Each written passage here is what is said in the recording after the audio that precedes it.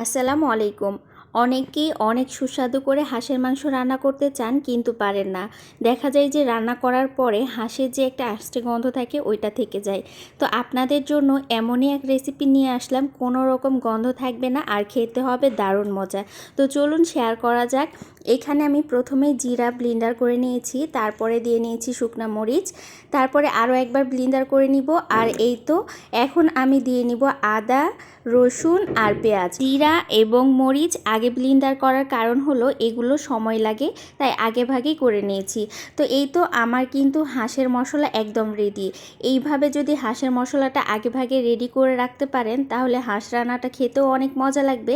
আর টাটকা টাটকা মাংসে টাটকা টাটকা মশলা দিলে স্বাদটাও ভিন্ন রকম থাকবে। তো প্রথমে আমি পরিমাণ মতো তেল দিয়ে নিয়েছি, তারপরে এলাচ, দারচিনি, লং, তেজপাতা তেলের মধ্যে দিয়ে নিয়েছি। এতে করে তেলের মধ্যে এলাচ, দারচিনির যে সুঘ্রাণ ওটা ছড়িয়ে পড়বে। তারপরে দিয়ে নিয়েছি পরিমাণ মতো পেঁয়াজ। এই পর্যায়ে কিন্তু পেঁয়াজটা আমি ভেজে নিব। এখন আমি খুব সুন্দর করে পেঁয়াজটা ভেজে নেওয়ার জন্য অপেক্ষা করব। খুব বেশিক্ষণ ভাজার দরকার নাই, যখন একটু ব্রাউন কালার হয়ে আসবে তখনই আমি বাকি মশলাগুলো দিয়ে নিব। তো এই পর্যায়ে কিন্তু পরিমাণ মতো হলুদ ব্যবহার করলাম, আর হলুদ দেওয়ার পরে আমি কিছুক্ষণ তেলের মধ্যে ভেজে নিলাম। এতে করে রঙটা অনেক বেশি সুন্দর লাগবে। তো এই পর্যায়ে আমি কিছুটা পানি ব্যবহার করি, না হলে কিন্তু হলুদের গুঁড়াটা পুড়ে যাবে আর কালচে ভাব চলে আসবে। এই পর্যায়ে দিয়ে নিলাম পরিমাণ মতো লবণ। তো লবণটা একটু প্রথমে কম দেওয়ার চেষ্টা করবেন, যেহেতু লবণ বেশি হয়ে গেলে যে কোনো খাবারের স্বাদ চলে যায়। এই পর্যায়ে দিয়ে নিলাম বাটা মশলাগুলো। আপনারা চাইলে পাটায় বাটতে পারেন, আর ব্লেন্ডার থাকলে ব্লেন্ডারে বাটতে পারেন। তো এই তো এখন কিন্তু মশলাটা খুব ভালো করে কষাতে হবে। এই মশলা কষানোর ওপরেই আপনার হাঁস রান্নাটা নির্ভর করবে। মশলা যত ভালো করে কষাতে পারবেন হাঁস রান্নাটা ততই খেতে মজা লাগবে। যে কোনো রান্নার ক্ষেত্রে চেষ্টা করবেন মশলাটা যেন খুব সুন্দর করে কষানো যায়। তো প্রথমে আমি শুধু মশলাটা কষিয়ে নিয়েছি, এ পর্যায়ে আরও কিছুটা পানি অ্যাড করলাম। তারপরে আমি আবারও মশলাটা কষাতে দিয়ে দিব। তো ঢাকনা দিয়ে ঢেকে দিলাম, এরপরে তুলে নিলাম। মশলা থেকে যখন এইভাবে তেলটা উপরে ভেসে উঠবে তখনই বুঝতে পারবেন আপনার মশলা কষানোটা একদম পারফেক্ট হয়েছে। তো এই পর্যায়ে যখন আমার মশলা কষানো একদম পারফেক্ট হয়ে যাবে, দিয়ে দিব আগে থেকে হাঁসের মাংস ধুয়ে রেখেছিলাম একটা ছাঁকুনিতে।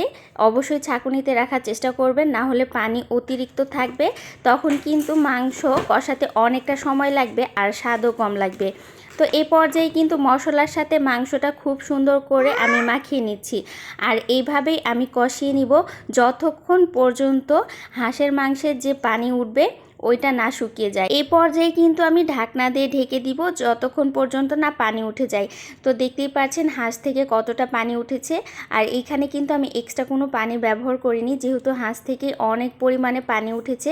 এই পানি দিয়েই আমি সুন্দর করে মাংসটা কষিয়ে নিয়েছি। আর এই পর্যায়ে চুলার আঁচটা একেবারে হাই হিটে থাকবে না, আবার লো হিটেও থাকবে না, মাঝারি আঁচে এইভাবে রান্না করে নিতে হবে। আপনি যদি মাংসটা ভালো করে কষাতে পারেন তাহলে দেখবেন এই কষানোর ওপরেই কিন্তু আপনার মাংসটা অর্ধেকটাই প্রায় সিদ্ধ হয়ে যাবে। পর্যায়ে আমি অ্যাড করলাম কয়েক কোয়া আলু, আর দিয়ে দিলাম হাঁসের যে কলিজা ছিল ওগুলো প্রথমে দিলে বেশি সিদ্ধ হয়ে যেত বা ভেঙে যেত, তাই এই পর্যায়ে দিয়ে দিলাম, তাহলে একেবারে গোটা থাকবে। তো এই তো আমি কিন্তু খুব সুন্দর করে কষিয়ে নিচ্ছি, ঠিক এভাবেই আপনারা কষিয়ে নেবেন, এতে করে খেতেও ভালো লাগবে।